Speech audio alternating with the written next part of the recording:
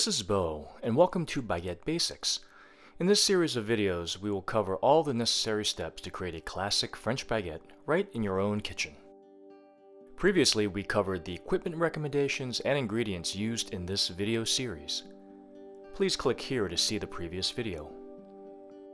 In this segment, we will create the baguette dough using a simple method called pre-fermentation, also known as the Poolish method.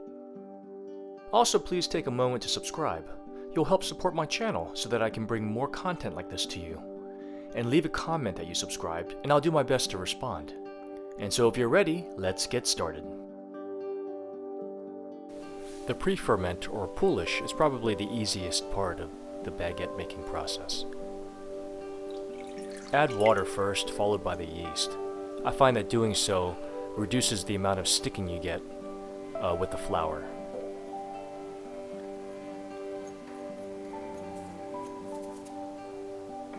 Then, using your utensil of choice, in this case I'm using my trusty Danish dough whisk, you're going to slowly add the flour while stirring with the dough whisk.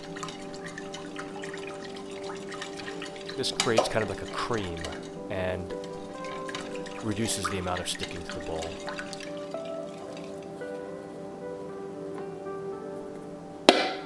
The whole process is rather short. It takes about 5 minutes.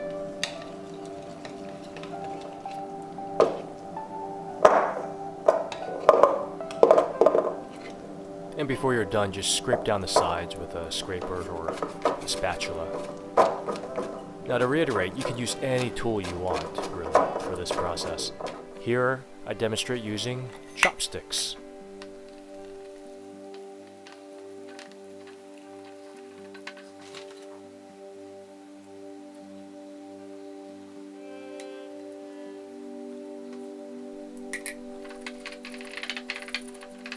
And that's it for the Poolish. We're going to cover now and let it sit for 12 to 14 hours at room temperature. Pre-fermentation can be thought of as a step to lengthen the fermentation process in the final dough by front-loading the fermentation effort before the final dough is even mixed. Simplistically, longer fermentation brings out more flavor in the dough. So why not just ferment the entire dough longer, you may ask? The short answer is that the structure of the dough breaks down the longer it ferments, and this makes it harder to shape baguettes. By pre-fermenting only a portion of the final dough via a method such as Poolish, you incorporate the flavor benefits that come with longer fermentation, but still retain the structural integrity of a dough that has not been overly fermented. With baguettes, a dough that still has life in it is vital for proper shaping. After the 12 to 14 hour rest for the Poolish to develop, we are going to build upon the Poolish to make the dough. Take a look at the Poolish, very bubbly and very aromatic.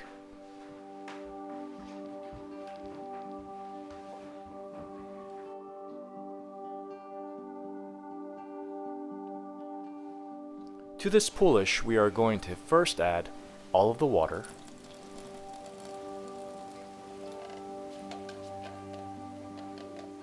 next we'll add the yeast, flour, and salt.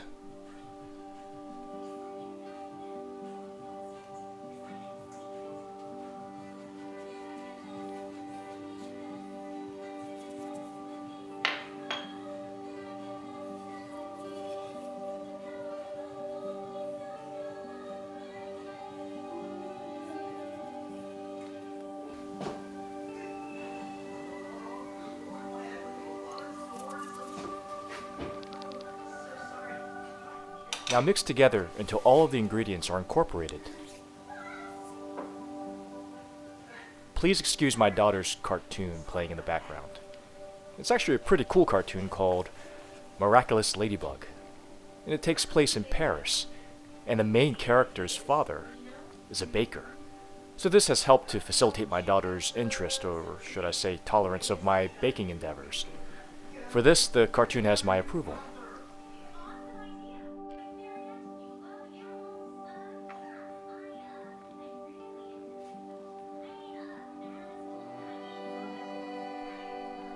Take your time and mix the dough thoroughly, ensuring that you have no clumps.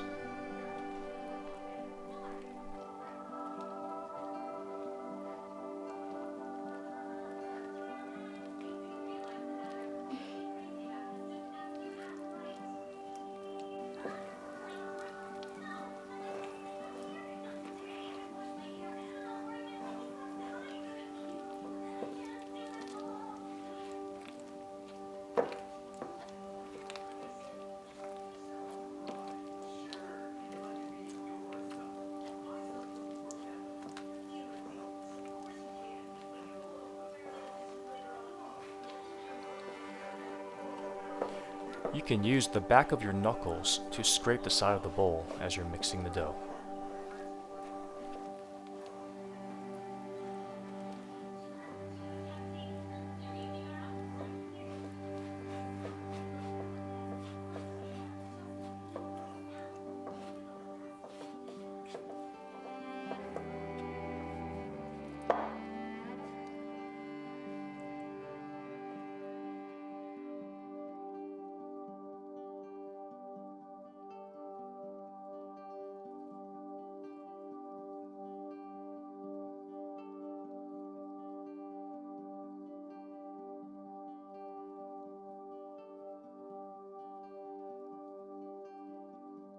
At this point, the dough has come together nicely.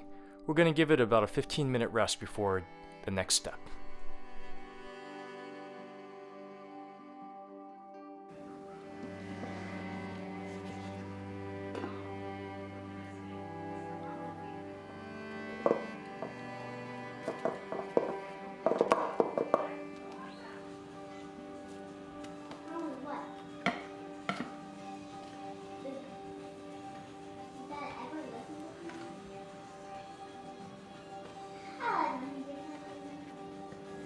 If you do not have an electric mixer and opt to mix by hand or dough whisk, as demonstrated here, I like to add a few minutes of a technique called slam and folds to better homogenize the dough. This is especially helpful to avoid clumps of flour in the dough. You'll notice a drastic change in texture when you do this, and the dough will become smooth and consistent. It's an amazing technique that I learned while making sourdough bread. It is very effective and strangely satisfying.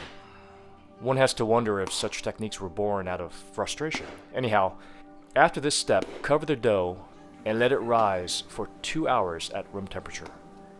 This is known as bulk fermentation.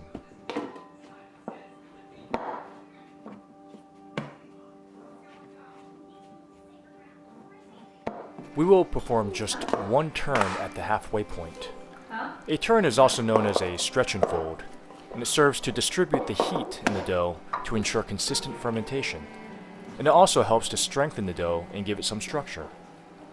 Grab the edge of the dough, pull up and stretch over itself. Perform this in a circular fashion until you've covered the perimeter.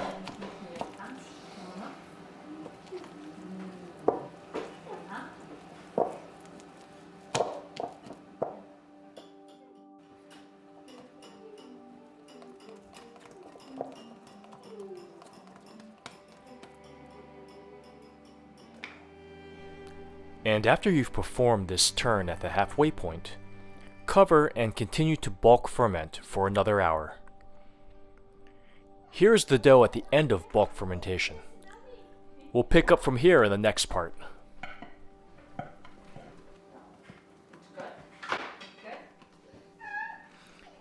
If you are finding value in this video, please take a moment to subscribe and leave a comment if you have any questions. I'll do my best to respond.